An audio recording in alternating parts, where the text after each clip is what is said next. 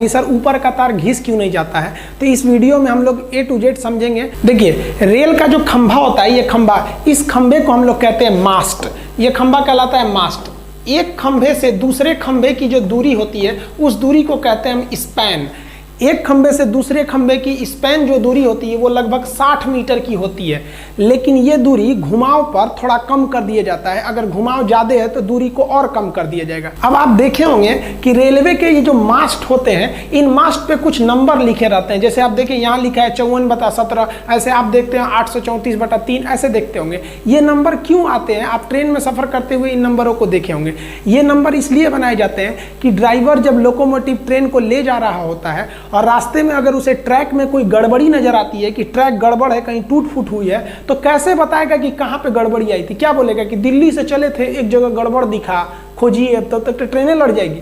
तब उस समय वो तुरंत देखता है कि ये पोल नंबर यानी ये मास्ट नंबर कितना है, और वो तुरंत स्टेशन को इन्फॉर्म करता है कि मास्ट नंबर इतना के पास आसपास में हमने गड़बड़ी देखी। तो थोड़ी सी दूरी में खोज लेंगे लोग कहाँ गड़बड़ी है, तो ये होता है मास्ट नंबर।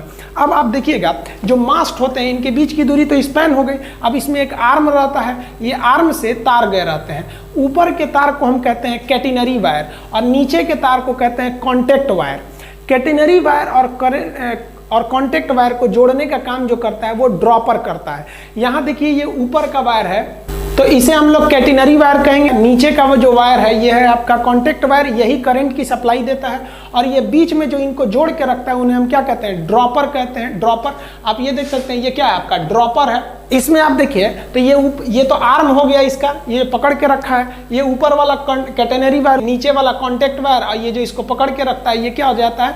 ड्रॉपर कहलाते हैं। समझ में आया आपको? ये जो कॉन्टैक्ट वायर होता है इसके साथ समस्या ये होती है कि गर्मी के दिन में फैल जाता है, ठंडी के दिन में सिकुड़ जाता है। अब इसको हमको एकदम एक सीध में रखना है ताकि ट्रेन संचालन में कोई दिक्कत ना आए। तो इसको हमेशा सीध में रखने के लिए हमको एक ऑटोमेटिक इस पर टेंशन, एक तनाव देना होता है जिसे हम ऑटो टेंशनिंग कहते हैं। आप ट्रेन में सफर करते हुए देखे होंगे कि आप इसको 3 पुली अरेंजमेंट देखे होंगे। इसमें 3 पुली लगाया जाता है, इसे 3 पुलिंग अरेंजमेंट कहते हैं। ये जितना भी इलेक्ट्रिक चीजें होती हैं उसे हम लोग ओवरहेड इक्विपमेंट कहते हैं। सर के ऊपर जो इक्विपमेंट लगा है OHE, तो इस OHE के 3 पुली अरेंजमेंट में आप इस तरह से पत्थर के टुकड़े देखे होंगे, गोल गोल लटका दिया होगा इसको। ये लटका देने से उस पर तनाव हमेशा बना रहता है।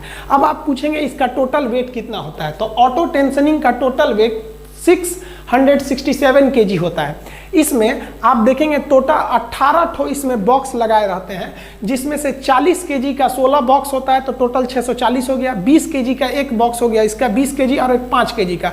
इस तरह से देखेंगे तो 665 kg होता है। और नीचे एक ठो पत्थर लगा होता है लोहे का, वो 2 kg का। तो इस प्रकार इस तरह से हम लोग 667 kg का टेंशन इस पर मेंटेन रखते हैं ताकि ये तार हमेशा हर एक मौसम में इसमें तनाव बरकरार रहे। अब बात करते हैं कि इस जो कॉन्टैक्ट वायर है उससे करंट को रिसीव कैसे किया जाता है। तो करंट रिसीव करने वाले को हम पेंटोग्राफ कहते हैं। ये पेंटोग्राफ इससे जुड़ा रहता है। अब आप कहेंगे कि पटरियां कहीं ऊपर नीचे होती हैं तो तार भी ऊपर नीचे होता है। ऐसा नहीं है कि यहाँ से दिल्ली से लेकर मुंबई तक एक ही सीध में, थोड़ा ऊपर नीचे है।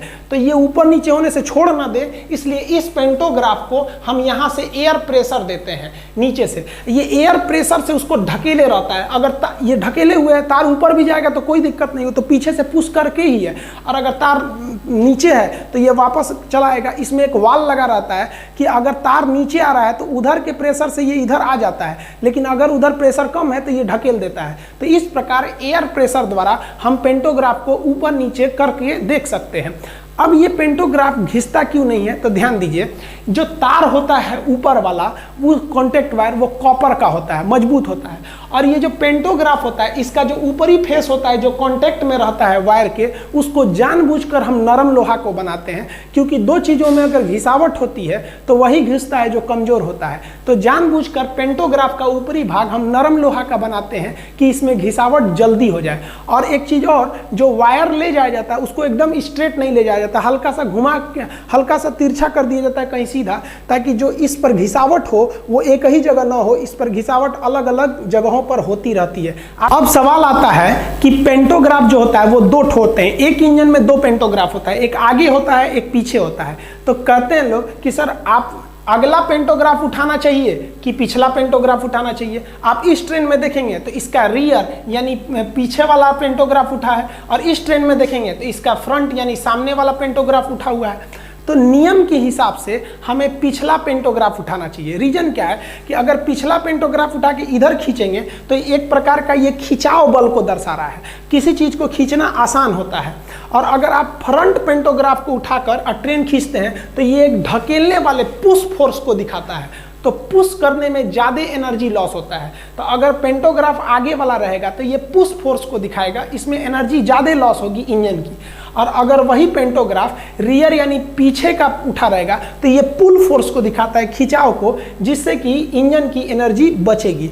अब आप इस आधार पर आप देखेंगे ये एक इंजन खड़ा है, इस इंजन का ये वाला पेंटोग्राफ उठा हुआ है, ये वाला। अब आप बताइए इसको इधर जाना चाहिए या इस साइड जाना चाहिए? ये इंजन है, आपको कोई अपने दिमाग से बताइए आपको इसको किधर भेजना चाहिए। जेन्युइन है कि हमको पिछला पेंटोग्राफ उठाना चाहिए, तो ये उठा है तो इधर भेजेंगे तभी ना पिछला पेंटोग्राफ उठेगा। आप इसको देखे भी होंगे, देखिए पेंटोग्राफ की हाइट जो होती है वो एडजस्ट हो सकती है, बहुत ज़्यादा भी हो सकती है, कम भी हो सकती है। एक्चुअली मुंबई से दिल्ली तक में एक डेडिकेटेड फ्रेट कॉरिडोर बनाया जा रहा है, वहाँ पे केवल मालगाड़ियाँ चलेंगी उस रूट पर, और 2 तल्ली मालगाड़ी चलेगी, मतलब 2-2 तल्ला मालगाड़ी पर हम लोग कंटेनरों को लाद देंगे, जिसको हम डबल डेकर कहते हैं। देखिए यहाँ एक के ऊपर एक लादा हुआ है। एक्चुअली इस इमेज में तो आपको EMD लोकोमोटिव दिख रही है, आप कहिएगा कि sir EMD, Alco locomotive, WAG, WAP, ये इंजनों में डिफरेंस बता दीजिएगा, तो उसमें अलग वीडियो बना सकते हैं। लेकिन यहाँ पर देखिए ये ट्रेन तो डीजल से चलने वाली है, इसके लिए क्या जरूरत है इलेक्ट्रिक को लेने की। लेकिन अगर सोचिए कि अगर यहाँ इलेक्ट्रिक लोकोमोटिव रहता तो इसका जो पेंटोग्राफ था ये काफ़ी हाई उठाना पड़ता पेंटोग्राफ। तो हाई पेंटोग्राफ भी होते हैं सब, देखिए यहाँ इसका पेंटोग्राफ कितना हाई है, तो हाई पेंटोग्राफ भी हो सकते हैं। ये एयर प्रेशर पे होते हैं, ये ज़्यादा उठ भी सकते हैं और नीचे भी रह सकते हैं। जब ये डबल डेकर रूट में है तो ये डिपेंड करते हैं पेंटोग्राफ की हाइट कि जो ऊपर OHE है, ओवरहेड इक्विपमेंट, उसका कॉन्टेक्ट वायर कितनी ऊंचाई पर है, उसी हिसाब से ये एडजस्ट हो सकता है या नीचे आ सकता है। आई होप आप समझ गए होंगे। इसके अलावा अगर आपको भी आप जानना कि ये लाल वाला डिब्बा यानी LHB कोच और ये नीले वाले डिब्बे ICF में क्या अंतर होता है, आजकल जो इंजन आ गए हैं EMD आ गए हैं, हालांकि आप पहले देखेंगे तो एल्कोहल होते थे, इससे थोड़ा बहुत हल्ला करता था, ये वाला झक झक झक झक धुआं फेंकता था काला, ये वाला दुक दुक दुक दुक चलता है, ये बहुत तगड़ा है, धुआं भी कम।